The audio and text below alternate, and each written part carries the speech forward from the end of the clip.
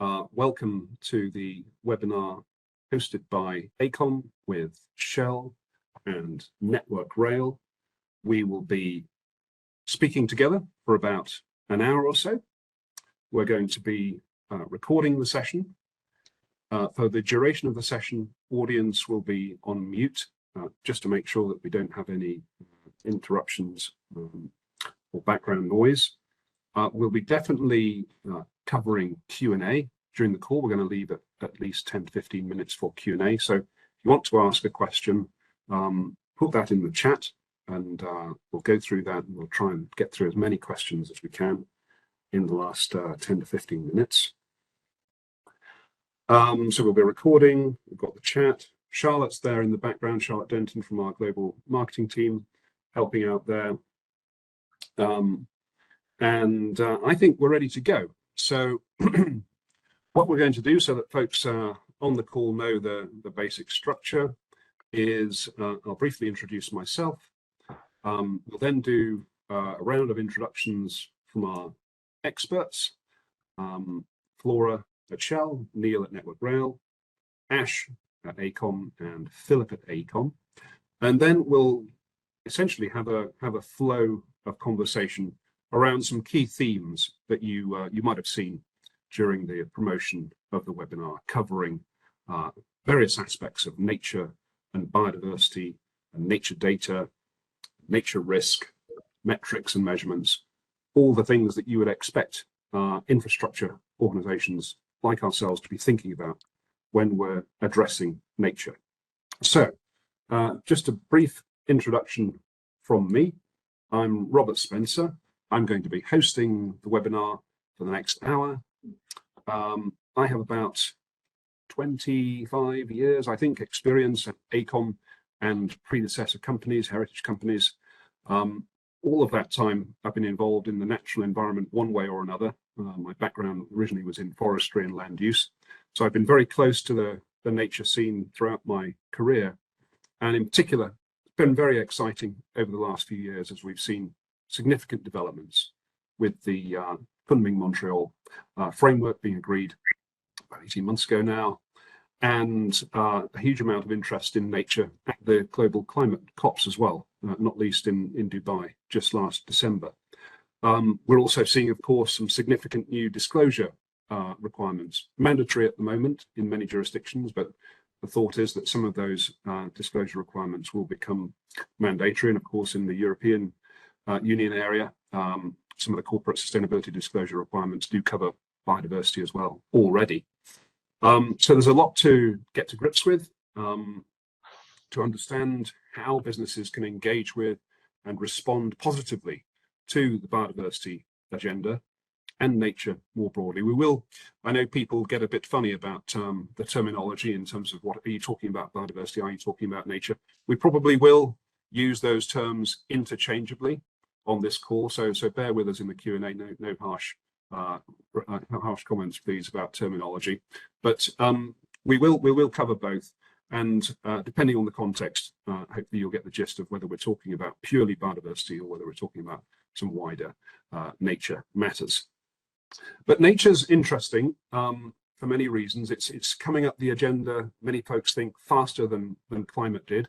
Although if you look in terms of business resources, almost all the large corporate resources are focused on responding to the climate crisis. And I think nature's very, very slowly catching up in terms of resource and expertise around nature.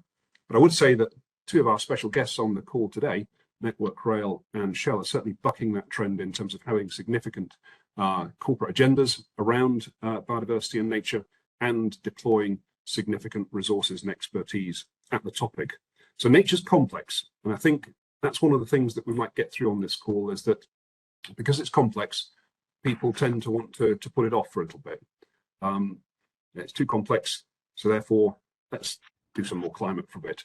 Whereas actually there's lots to play for with nature. It's complex and there are lots of different data streams that you need to look at, but there are also things that you can do very fast that have quite a significant impact.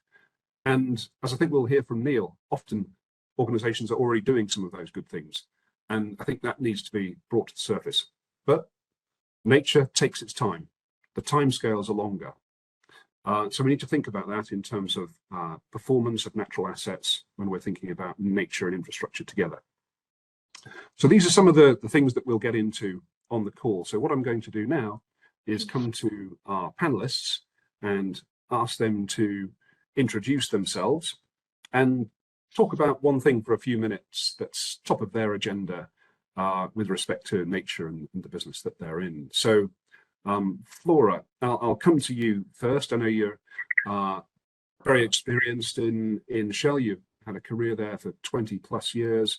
Shell, of course, at the forefront of the energy transition. Indeed, AECOM works with Shell on a number of key topics around hydrogen, electric car infrastructure deployment, and a number of other interesting areas as part of the energy transition. But Shell's for long been strong on nature as well. And I know you've got a long partnership with IUCN in terms of nature planning. And you're starting to make some quite significant progress in terms of building nature into your governance and project funding processes. So it'd be great to hear from you, Flora, on a little bit about your role and what's top of your mind on nature at Shell at the moment. Yeah, thank you, Robert. And also thank you for the opportunity, Neil and others, for this important discussion today. I'm Flora G. I'm based in Singapore. Currently, I'm heading Shell's Global Nature-Based Solutions business. As Robert already mentioned, my background is more about commercial asset management in Shell. I've been working in several continents over the past 2 decades. But over the past 6 years, I started to devote myself to nature-based solutions, which is a new business for Shell. So back in August 2018, Shell started to establish nature-based solutions as a P&L. What that means actually is a proper line of business, similar to any other line of business like hydrogen, CCUS, or LNG. And what we do in NBS is to invest and develop, the protection, enhancement, and restoration of natural ecosystems, ranging from forest to agriculture, grassland, coastal ecosystem, and also peatland. And by doing so, we hope we can tap to the nature's potential to absorb carbon dioxide from the atmosphere, and this will become high quality nature carbon sink, and carbon sink can be quantified as carbon credits. As you know, carbon credits today is not a commodity, but it's a trust-based instrument that the society can use to offset some of the remaining emissions along their value chain. Of course, in line with the mitigation hierarchy, you firstly need to avoid emission, reduce emission, and only the last part you can go for offsetting or compensation.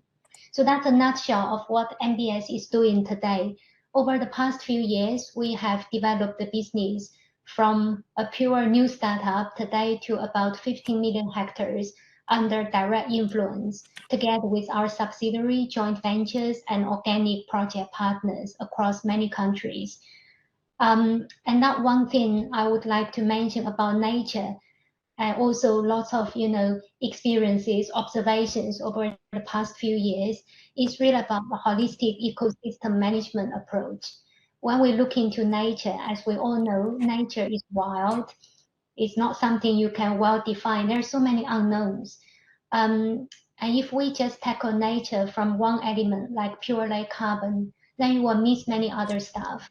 But as we all know, the world is, almost like defined by several crises nowadays. It's around climate change, biodiversity loss, and also social inequity.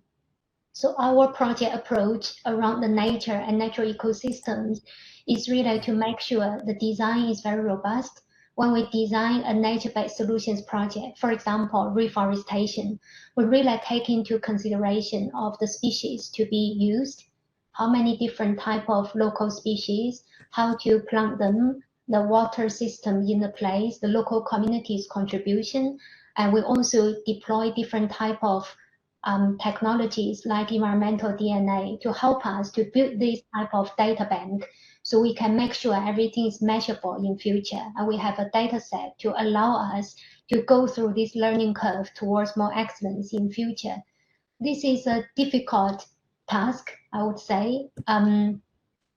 We're far away from being perfect. And that is also something I would like to advocate.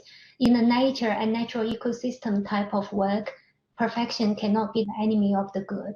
We just need to adapt that kind of mentality. You need to have an evolution from today to the future with a set of enablers as guardrails to help us to go through this journey. I may just take a pause here. Robert, happy to share more later. Yeah. Fantastic, Flora, and we'll certainly pick up on some of those points that you made there. Really interesting introductory remarks, and looking forward to discussion further.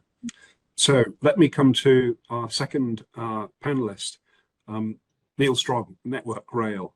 Of course, Network Rail's job is to have a safe and efficient, resilient infrastructure system for the trains to run on in the UK. But increasingly, Network Rail also has been recognising biodiversity and nature actually have a huge part to play in an efficient and optimised infrastructure system for the railway in the UK. And you're also a large landowner as part of that, Neil, aren't you? I think over 53,000 hectares under Network Rail footprint. And of course, much more when you consider sort of potential buffer zones beyond the red line of the Network Rail assets. And so Network Rail and nature, very much two topics that I think are coming together largely under your purview too. So really interesting to hear from you, Neil, a little bit about your role and also what's top of your mind on nature and Network Rail right now. Thanks, Robert. And yeah, again, thank you for the invitation today. So my role is Biodiversity Strategy Manager at Network Rail. So covering the 3 countries within Great Britain, England, Scotland and Wales, trying to provide advice and guidance to our devolved regions as they manage that operational railway that Robert mentioned, and do that safely, but also taking into account the biodiversity that we have on our estate. And that's really where the nature question comes in, Robert. It is all over our estate. We have the railway running up and down the middle. It's running at 125 miles an hour, so 200 kilometers an hour. We've got overhead power lines on quite a bit of that section with 25,000 volts of AC. And then we have sections which have got the electricity at ground level as well, running to 750 volts DC. So there's a lot of stuff there with 200-year-old infrastructure that we have to manage to keep those trains running. And then all alongside that, within that sort of 50,000 hectares, the 2 sides of the railway is where we have the habitats that we've got, and they range from everything from coastal through to montane habitat as well. So we've got the full works, and we have to take account of that. And really, it's the opportunity that we've got. The size of our estate is challenging.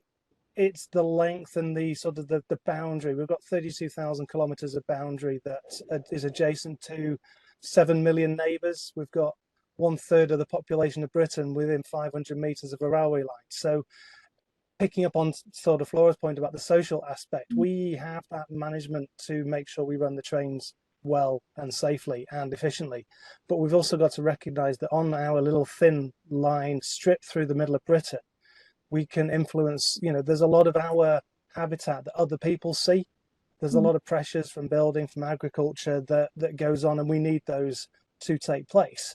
And maybe there's that opportunity that if we're able to manage running the railway, but we can also manage the nature and the biodiversity that exists on our side of the fence, it gives that opportunity to provide that network through the middle of those other different types of habitat that are going to be there, the agriculture and the housing, and actually provide that connection between sort of the other sorts of habitat where the biodiversity might be in national parks and other people's nature reserves.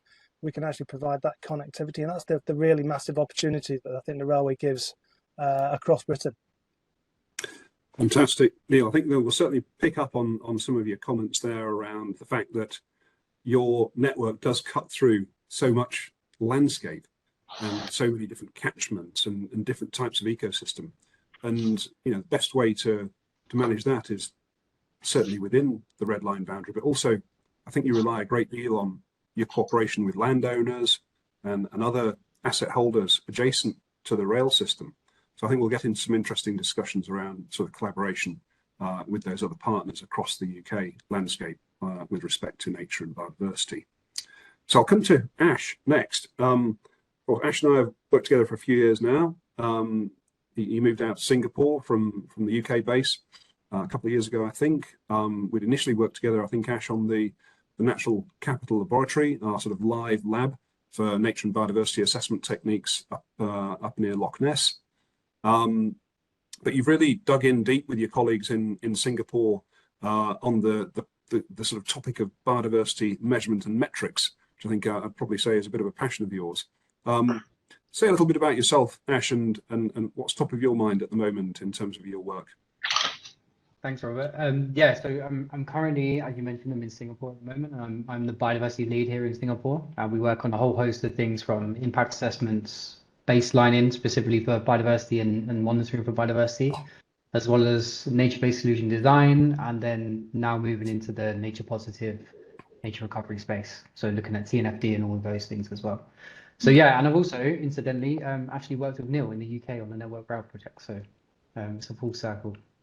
But in terms of the measurement and metrics, I think what you mentioned earlier around biodiversity being complex is such a key figure. And you're right, completely right to say that it's something you shouldn't get too hung up on. I think though the most important thing is being aware of what you need to do when you come to measure biodiversity, because not only is it complex, if we compare it with carbon, where you have one single variable to measure, biodiversity, you've got an unknown number of variables that you could potentially look at. So where to start is often quite a big question. And I think this is really why it's important to focus it on your business's priorities or dependencies. And that's why frameworks like TNFD are really helpful for identifying those processes. But once you've done that, there's still the whole idea of, do I measure species? Do I measure habitats? Do I measure ecosystems? Do I measure ecosystem services? And this should really relate to your business's dependencies and also impacts as well. But if you are looking at things more broadly, as Flora mentioned, measurement techniques like eDNA can be really good and really useful because they can get a really quick snapshot of species across an environment. But what we have to remember as well is that there's also regional differences in biodiversity. So just because you've selected a set of measurements and metrics for one site, it might mean that a different site will need a completely different set of metrics. So it does mean comparability is quite difficult to do. So one thing that we always advocate is that you look at change in biodiversity rather than get fixated on different species or taxa, because they're going to be different everywhere. So can you measure biodiversity and the change in biodiversity? And then you can sort of kind of compare that across sites, but it's a bit tricky to do still. But then you can then at least use that in your disclosures or your reporting or however you want to do it. So yeah, there's a couple of ways of doing it, and maybe we can talk about those a bit more later. We'll get into those as we get further and deeper into the discussion, Ash. Thanks for giving us some quick highlights around some of the things that are top of your mind with metrics and measurement. Last but by no means least, we've got our data scientist, Philip Rooney, who's our environmental data lead for the Europe and India business. Been working with Philip and indeed Ash really closely over the last few months on a project with the Sustainable Markets Initiative, which is really interesting, all about data and risk and nature. So I think that's probably where you're going to dive in, Philip, on the details around data and how that can be both a help and perhaps sometimes a hindrance in terms of worries around it with respect to understanding businesses' interactions with nature. But we do need to get better at handling nature-related data, and there's a lot more of it around than there used to be. Care to comment on that as you introduce yourself? Sure. So yeah, here I specialize in the development of tools that leverage data to enhance understanding and management of biodiversity and natural habitats. So sort of flavor projects that I work on include automated biodiversity net gain and natural capital calculation tools in the UK, global biodiversity risk assessment tools, remote sensing carbon assessments, and even like national level habitat connectivity models. I believe that nature has a crucial role in nature projects. It is a cornerstone of innovation and effective decision making. It supports everything from risk assessments and supply chain transparency to regulatory compliance and ecosystem service valuation. But moreover, in the context of climate change, nature data helps you to build resilience by adapting to and mitigating some of those impacts more effectively through timely interventions and nature-based solutions. However, despite a growing abundance of nature-related data, there is significant challenges, as you mentioned. So there's variation in data quality, a general lack of understanding of how to effectively use and integrate disparate data sources, alongside the usual list of suspects issues such as accuracy, precision, completeness, consistency, timeliness, integration, resolution, bias. The list goes on. So my goal here, and I guess our goal at AECOM, is pretty clear. Improve the ways in which we use that data to inform better outcomes for our clients, our community, and at the end of the day, our planet. Thanks a lot, Philip. Coming back to you, Flora, building off some of those remarks there from Philip and indeed the other panelists. One of the things that I took from your introductory remarks, Flora, is you're very keen on no single solution. You believe really strongly that we need to take an integrated, holistic approach with multiple outcomes and multiple beneficiaries. So how do you approach that at Shell in terms of making good decisions around project development? How do you include the sort of social and cultural aspects in particular around people's ideas of nature, how they can be involved? If you could give us a little bit around that, I think that'd be really insightful for the audience. Yeah, I'm very happy to share our very modest view in a way. Please. I do feel, when we talk about nature, it doesn't matter if this is a forest or a grassland. There are many species living there, as this is their livelihood. There are many people living here. This is also their livelihood. So when we try to do MBS projects, many people just anchor these projects as carbon projects. There's nothing wrong with that, but these carbon benefits need to come together with the nature benefit and people benefit. Only when everything is on a net positive impact basis, the whole change makes sense. And that is our philosophy when we design and develop this type of MBS projects. So how we do this, we have a few guardrails in Shell. I and my team put these guardrails in place to make sure we stay disciplined when we do our investment. And we also work together with our local partners to lift the bar high in the market. Just to name a few. Firstly, we make sure all of the projects we directly invest in will be CCB labeled. And CCB is about climate, community, and biodiversity. So we will then make sure there would be a set of measurements done to demonstrate your project is actually in line with your design philosophy and design guardrail. And secondly, we have the commercial forestry guide in place because, as you know, sustainable commercial plantation is still an industry, a quite promising industry. And as the society moves towards more wooden products, you still need timber products. But how you manage that? So back in 2021, we already put together our guide to make sure if we go for investment in a sustainable commercial forestry MBS project space, we actually will take care of that in the landscape management approach. That means more than 50% of the entire land area would be used for other activities other than timber. For example, this could be protection, conservation, or reforestation, or social investment type of activities. And we make sure for the other less than 50% area, you still plant trees for timber production. You also mix it with some native species. So you improve the biodiversity benefit in this area.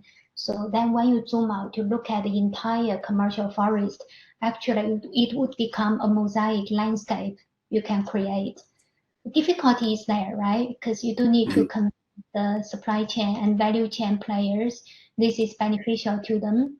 And this also sometimes come at certain cost. Your project cost would be higher than pure commercial plantation because, invasive species, they just grow very fast. Native species slow, and you also need to take care of this mosaic landscape more carefully, more diligently. So all in all, I would say, as you said in the beginning, nature requires a long-term commitment. This is not like a short-term investment. You put something in and tomorrow you can already harvest. It's very different. So in this business, it requires a long-term commitment. It requires certain investment guardrails to make sure our activities today will have positive impact in 5 years' time, 10 years' time, even 2 decades' time. We're still rather early in the stage, I would say. We're only 6 years. Lots of stuff we need to learn, but a lot of actions in place. And if I just leave this part with one sentence, I would say it's always about the dilemma of local context. So we can do a project in Indonesia, and we have a list of best practices. Many of them will still be applicable to another area. But if today I do a similar project in Senegal, it will be quite different. So it comes to the social cultural part, how to engage the local communities to understand the philosophy, to apply the practices in reality, and to take actions in daily life to ensure the positive impacts to different elements we just talked about. That is quite still a long way to go, but I do see lights in the tunnel. There are many people who are very devoted and dedicated to make all kind of possible means to change this landscape. Really, really interesting insights there, Flora. And I think I might come back to you on a couple of points there just to lead on after we've had a couple of discussions with Neil and the others, particularly around how do we expand the knowledge that you're learning on your projects to really scale, so that they're not one-offs, but they're I think large corporations, particularly global ones, have a significant role to play in terms of scaling insights and knowledge across the nature positive solution. So it'd be interesting to talk to you about that a bit more later on, and also how that links to climate vulnerability. How do we plan for climate change with our nature-based solutions? So I'll come to that in a minute. Meanwhile, I'd like to touch base with Neil on actually sort of keeping with the sort of social and the engagement topics, Neil, because I know that you've got a lot of neighbours, right? And some of them are landowners who own land where you can actually see some really positive outcomes from a long-term collaboration. Might be farmers, might be other key infrastructure asset owners or operators like your colleagues over at National Highways. I know you work closely with Stephen Elderkin on this topic there. So how does that work? How do you map out your actions with your close neighbours to get positive results from nature that are good for your infrastructure network, but also for your neighbours too? I suppose that comes from the work we had to do to understand how much biodiversity we had on our estate. We got a recommendation that we needed to understand that so that we were able to manage our estate better and the vegetation on it. And to do 52,000 hectares of land would, with that operational railway down the middle, was not achievable with people on the ground. So we went and used remote sensing techniques to do that. But what we actually did was we went a kilometre beyond our boundary fence to understand the landscape that we were travelling through. So we expanded our data set from 52,000 hectares to 3.2 million hectares worth of data. Wow. And what that gave us was an understanding. It showed us where the habitats were, what habitats we had, but also which habitats were next door. And we've then been able to take that information and those data and look at the habitat types, but then also start to understand what the landowners themselves were trying to do, and whether that was the individual farm landowners or whether that was some of the organizations who owned large estates. And by working that out and then looking at the catchment areas, so the river catchment areas, we could see that there would be benefits from targeting where we worked with those landowners so that we could start looking at the habitats that were further upstream and see how changing or modifying or creating new habitat further upstream could start affecting the water flow, so slowing the water rate down, so still benefiting the habitats up in the hills, but also not washing away the villages on the way through. And then when the river sort of reached the railway, having that resilience at the railway side of things to make sure that we could actually slow that down. And that catchment scale approach has really helped our understanding of how we fit in with that landscape and benefiting those landowners and getting the right structure of vegetation, whether if right close to the railway, making sure that we work with those landowners, because they might want to be doing exactly what Flora's talked about, having that commercial forestry close to the railway, but you're going to be restricted with the operations you can do right close to those 25,000 volts overhead power lines. So making sure we get the structure right. So yes, the commercial forestry can be further away as long as it's 2 tree lengths of the top height of the trees that you're going to be planting. Stuff closer to then gives you that boundary, that buffer that you talked about earlier. That's where you can have the biodiversity that Flora was talking about, but it also gives the landowner that economic value to the land, that they can get that benefit from either commercial forestry or any other sort of land use that they might want to do. And it's that interrelationship, working out what the landowner needs and making sure that that can tie in with what the railway is trying to achieve, which is those safe operations that we talked about. Fascinating. Yeah, I mean, I think what I take from that is it's all brilliant, but gosh, that takes a while, doesn't it? I mean, all the transactions, in terms of the negotiations with all those different landowners, and B, the fact that, as Flora said, nature takes its own good time to respond to things. Tree doesn't grow in a day. No. So you must take a quite a long view of your overall asset performance with respect to how it integrates with nature, that network rail. Is that right? We do have to look at that. It is almost a waiting game sometime, and it's one of the challenges we have is also demonstrating to colleagues that it will come, but also it isn't going to turn up overnight. So we can say that we've got a biodiversity scheme or we've got this new nature-based solution scheme and we've just started it and people want to come and see because they're really excited about it, but it's still the same brown muddy field that they saw when they were there last week. It doesn't turn up overnight. It's not like a construction job. Unfortunately, the nature doesn't read those engineering manuals. So there's the education internally and externally that we need to bring in to demonstrate that these things do come and that it is that long term, and we have to recognize that with the species choice, recognizing that things are going to change, making sure that we get the right species in those habitats that we talked about, so that when the climate changes, that we've got the right things growing in the right places. Fantastic point there, thinking ahead to what actually might grow better in, say, 10, 20 years time, not necessarily planning for what did grow well 20 years back. I think that's a really important point. I know it's something that Philip and I have been talking about quite a bit, actually. I mean, Philip, when it comes to AECOM, we work a lot with infrastructure clients. They're either sort of hub and spoke model or linear infrastructure.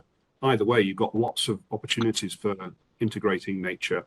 But it tends to be around connectivity and condition that we can see the most use of our skills, if you like, as consultants, drawing on that data, bringing that data together, and then giving our clients like Shell and Network Rail insights on what's going to work best. Can you talk to that a little bit in terms of the sort of processes that we're using and how we're bringing that data together to sort of get that wider impact that's greater than some of its parts, really? Yeah. So, I mean, if we take a step back, data-driven approaches to, and this has already been raised earlier, but to complex sort of ecological systems can lead to quantifiable metrics which only partially capture biodiversity or ecosystem health. And this often leads to sort of oversimplified models that fail to account for unpredicted variables or interactions within an ecosystem So I think that we do have to think carefully about what's getting missed a lot of the time, and one of those things is connectivity. So I think in terms of understanding the value of a piece of biodiversity in an area, you need to understand what habitat's there, what condition is there, and then either you'll treat this as part of condition or treat it separately. But connectivity is crucial to that. It's not just what your habitat is, but where it fits into the wider landscape, and that's often missed. So we use connectivity simulations, things like Omniscape, and often either publicly available data or using some client available data as well, to be able to map out not just how nature is likely to be using that site itself, but how it will be using that site in context of a wider area, and to make sure that when people are mitigating actions, that they're taking into account some of that greater context. Mhm. Thank you. I think that plays very much to Neil's point about looking beyond his boundaries and looking at those engagements with other partners and collaborators in the nature space, so that we get that significant impact.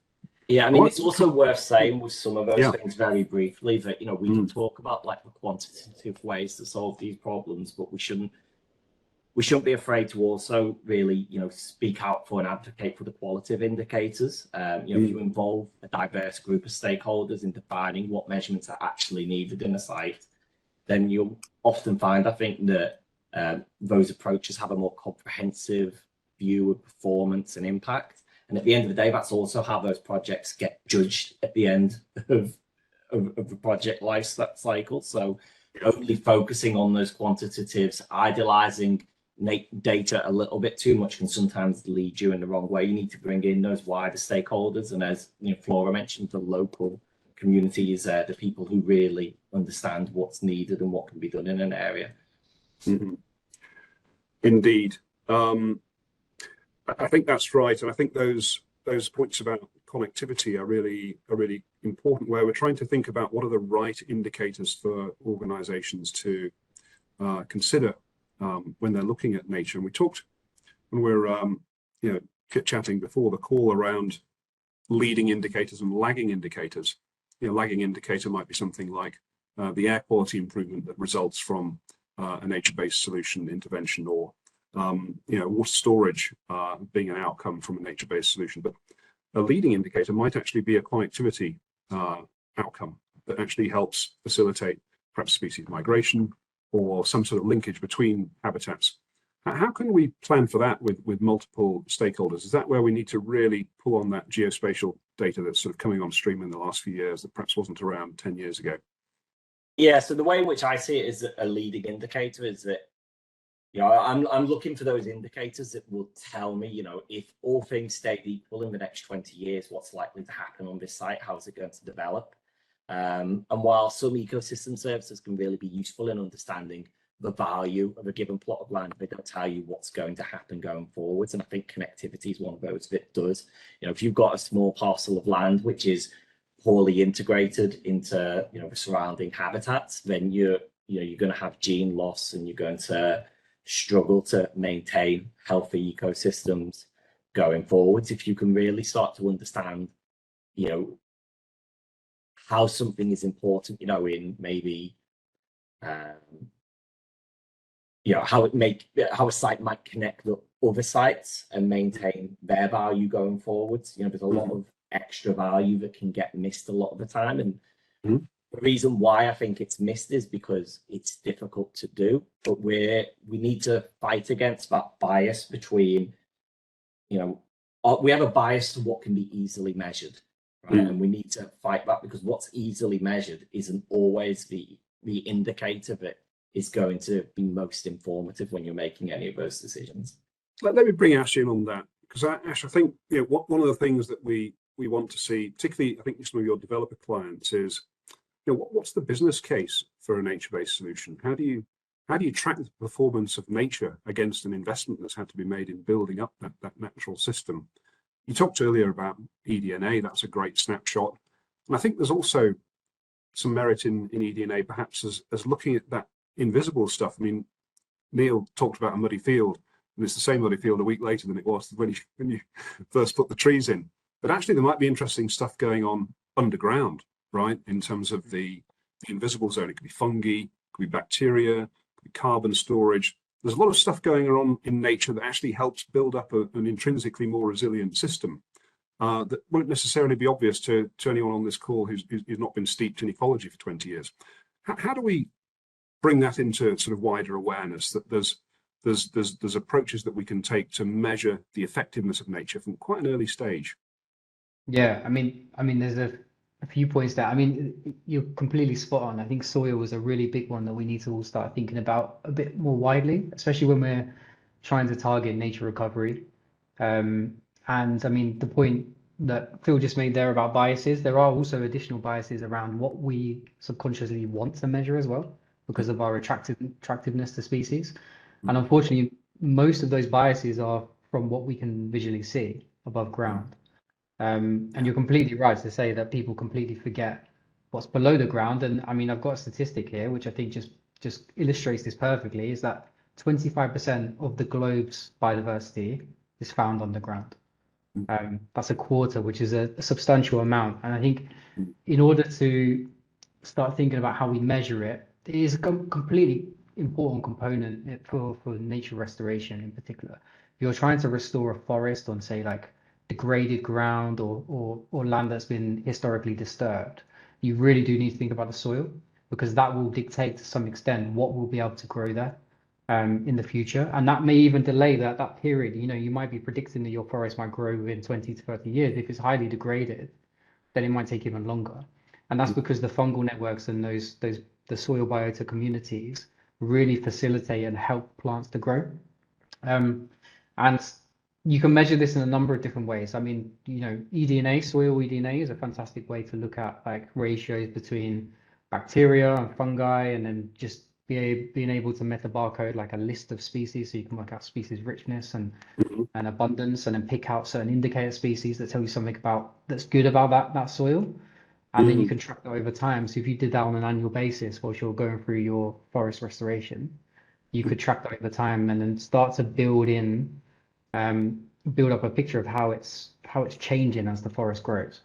Because you might visibly have a really good forest above ground, but actually it might not be quite as mature in terms of ecosystem dynamics and functioning, which might have an impact on your ecosystem services that you're wanting to rejuvenate. So it's really important to start to look to how you measure those. And I think eDNA is a great way of doing it. You can go through traditional measures, but I think that's going forward probably the most efficient way to do it. Very, very good. Flora, did you want to come in on that one? I was going to ask you a question anyway, because I was going to say, you know, how, you know, it's going to come back to that point about, you know, large corporations, and we're all large organizations on this call. In a way, we're in an advantageous position because we have a large footprint. We can, you know, significantly scale concepts that might have worked at one site and actually then bring them up to other sites as well. So I was just wondering, are there some of the things that you've just been hearing in terms of techniques and approaches? Is that how you're looking to scale some of your operations and sort of good decision processes at Shell as well?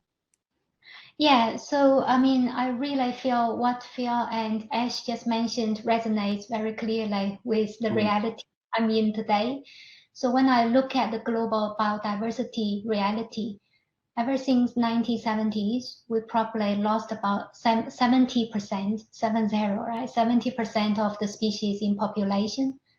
And now if we look at the way how to actually, you know, stop or reverse this biodiversity declining curve by 2030, globally, we need about $700 billion a year to be deployed into various natural ecosystems. It's a big task. And this task, of course, the public sectors like governments, like NGOs, charity money, they will do their part, but the private sector like ours also need to play a role.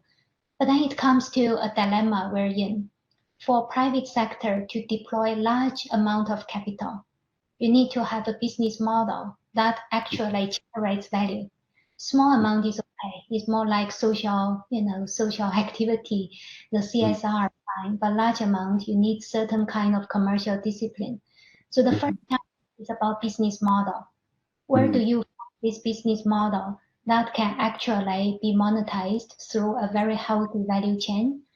Today, I think the carbon credits market still can play a role because carbon credits with CCB label will be able to get a premium in price. That premium is about anywhere between $2 to $5 per ton.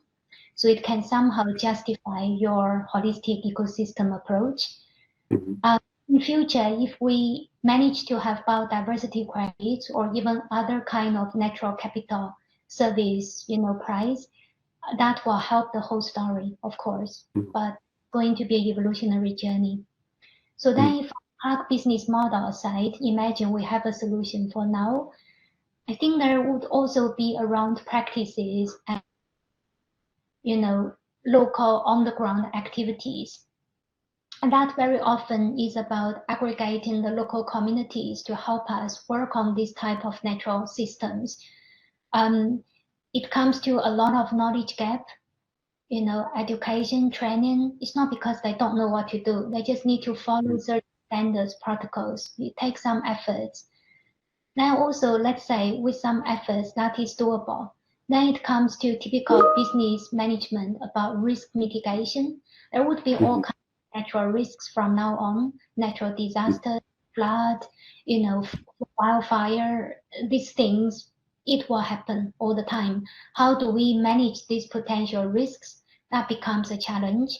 And then last but not least, how do we enforce governance in this type of project? We need to manage this as a typical project throughout the entire life cycle. And from that perspective, I do feel corporates like AECOM, like, Shell, and also, Network Well, we are organizations that have been carrying this type of practices and decision framework, project implementation protocols for many decades. There is a role for us to play. What's critical in this is to convince our senior stakeholders, our staff, our external shareholders, this is something we need to deploy efforts. Once we have, aligned understanding, then it's about for the business like mine, MBS in Shell today, we need to be able to demonstrate a credible track record. We're genuinely delivering, right? It's not just like lip service. You're actually the real efforts leading to real impacts, hopefully delivering real value. Then it becomes a more healthy evolutionary cycle to move towards larger scale. Yeah. Fantastic. Yeah, really, really, really good insights there. Thank you, Flora, on the investment cycle, on the commercial model, on the need for that ability to scale through good governance. I think you touched on a lot of key points there that are sort of showing the maturity of the approach there that you've developed. Neil, I want to come to you a bit more around the rail industry specifically. Because I remember when we were talking earlier, you did mention that there was some important global framework being developed for the rail industry around how to integrate biodiversity and nature as well. And I wondered if you're able to highlight any of that. Are they taking any tips from you guys at Network Rail? I thought the UK context is quite advanced on sort of nature and biodiversity policy. Is that helping from your position? It is. I suppose we have an advantage of an infrastructure that's 200 years old next year, so we've been around for a wee bit. And what we're trying to do is make sure that we are able to present things in a way that others can learn from what we're doing. So you mentioned the work we're doing with National Highways. We are both linear infrastructures. We've got the thing in the middle, we've got ballast and rails, they've got tarmac, and then we've got the interesting habitats at the side. That is the same, every railway more or less is exactly the same structure, the two rails and then the stuff at the side of it. And it's actually that learning and working with the International Railway Union, the UIC, to look at how we can pick up on the ecosystem services that railways and their habitats and the land, their estates do bring, and how we can use that to actually build that business case that Flora has been talking about, so that we can demonstrate that actually we can do this at the same. It is worth us spending money on this, and actually it is a benefit to running those safe railway operations. But it's not just the railway in the UK, that the data that we're using are collected by satellites that go around the whole globe. So it's the same data are available to anybody, and it's making sure that we've got the methods and the processes that actually can then be taken and used by others. And I think that's one of the next great things that we can export to everybody else, is sort of the learning that we've been doing over the last few years. And then hopefully learning with them and taking it forward so that we're able to make it better. And actually, this remote sensing is tremendous for actually keeping colleagues away from potentially hazardous areas as well. So it's not just the sort of the environmental learning they're getting out of this, but it's also the safety learning, the ability to do the condition and the analysis that both Ash and Philip have talked about. If we can do that remotely, then it makes a lot safer environment for these colleagues to work in as well. Really, really interesting insights there. Thanks a lot, Neil. It's good to see that collaboration across the infrastructure and operators in terms of actually teasing out the essentials of the infrastructure network, and then how that can present a sort of canvas, if you like, for developing joint nature protocols and programs. I want to come back to one of the points that actually inspired this webinar, which was a thought piece that our colleague Sally Vivian put together on how to get started with Task Force on Nature-related financial disclosures. And it got me and Philip talking about, we've talked about the fact that, nature is biodiversity way more complex than carbon, a single variable. But is there merit in taking a sort of scoped approach to understanding where impacts and dependencies are, and then using that to sort of get started if there's businesses out there that feel a bit daunted about making a start here? Is that a useful framework? And Philip, you and I have sort of been talking about Nature 1, Nature 2, Nature 3. I'll say a little bit more about that in terms of how that could work and how we would use data to enable that sort of approach to understanding a business relationship with nature.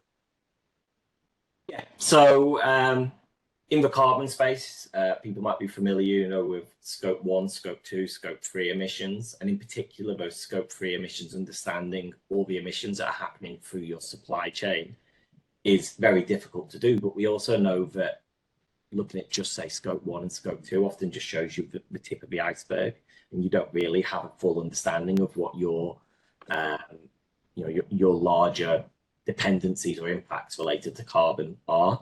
And I think that the same is probably true for nature for a lot of organizations. In particular, if you're an office-based organization offering services, you might think, well, our impacts are very small. But if you're buying equipment which is developed in parts of the world in a way which is incredibly unsustainable for nature, your impacts might be much larger than what you think. I don't think that there's an easy way to get to the sort of nature-free answer, but I think that we can start, and I think that that's the most important thing. I think that we need to start helping organizations to understand not just what their immediate impacts are, but what their supply chain impacts are, and then to help larger organizations to create the incentives and the support for their suppliers to start adapting to a more harmonious with nature relationship. And I think in particular when they're doing that, there's a lot that we could touch on that has been brought up today. It's that nature-based solutions are not an extra cost. We're not asking organizations to do an expensive add-on. It's something that actually improves projects. It's added value. Nature-based solutions can be more cost-effective. It can be more cost-effective to improve floodland and wetlands than it is to build seawalls. If you have storm surge protection from oyster reefs, which grow and expand over time, that's better than traditional defences, which have high carbon costs and also deteriorate and need repairing over time. And they can also be used to deliver multiple different benefits at the same time. And I think that if we can help the large organizations to work with the smaller organizations to solve these problems, we can help to understand what our nature risks really are, and B, do something about them. Philip, thanks. I think that actually probably brings me on to my final question for you, which is, are there potential risks to an over-reliance on data? Do people just need to get out there and start doing nature projects, or do we need really careful data analysis in order to make the right decisions? I think that I think that we do need to do our nature data as well as is practical, but we should also realize where the limitations of that are. So in particular, the choice of what you're going to measure in data, we often say you are what you measure, can dictate the focus of a project or initiative. So for instance, if you've got a conservation project primarily measuring its success by the number of hectares protected, then it might not worry so much about biodiversity quality within those hectares. To go to Flora's example with woodland, it's not just about the number of trees that you planted, it's about considering the right species and having the ecologically appropriate species in place, so that risks such as drought, flooding, forest fires, disease can all be dealt with a little bit more resiliently, help you to actually achieve your targets. Poor metrics will lead to incorrect assessments of that risk and of potential impacts, and they can exaggerate success or mask failure sometimes. I think metrics can significantly influence the behavior of organizations and individuals. So charitably, we can call this, productive gamification, with metrics naturally guiding nature positive projects. But I think too often what it leads to is gaming the system, where, the true intent of environmental initiatives is lost in favor of achieving measurable but superficial targets. And finally, as you mentioned, the excessive focus on data can lead to significant resources being directed towards data collection and analysis. That's diverting attention from on-the-ground conservation. If you have £10 million to spend in a project and you put 5 million into your data, you're probably doing it wrong, unless it's a research or science project that you're aiming at. So what can we do? Don't underestimate the power of data, but don't idealize it.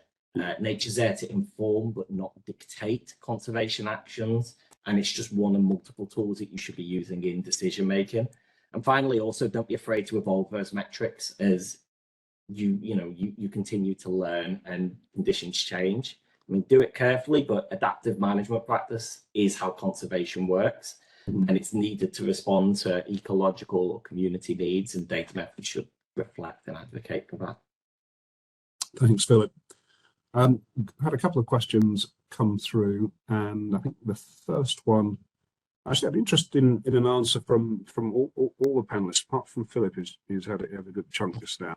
And I'll be interested to hear from Neil and Flora and Ash on this one. Go to you, Flora, first. What do you think is the most undervalued aspect of biodiversity or nature that businesses need to think about in order to have a good decision-making process? I think the reality today when it comes to biodiversity is there is no direct value you can put onto it. We have been talking about biodiversity credits, especially after the Montreal meeting, but still, one thing, as you alluded to before, biodiversity credits would be quite different from carbon credits. Carbon is just one thing to measure. Biodiversity, it can be a tiger credit, it can be a lion credit, whatever.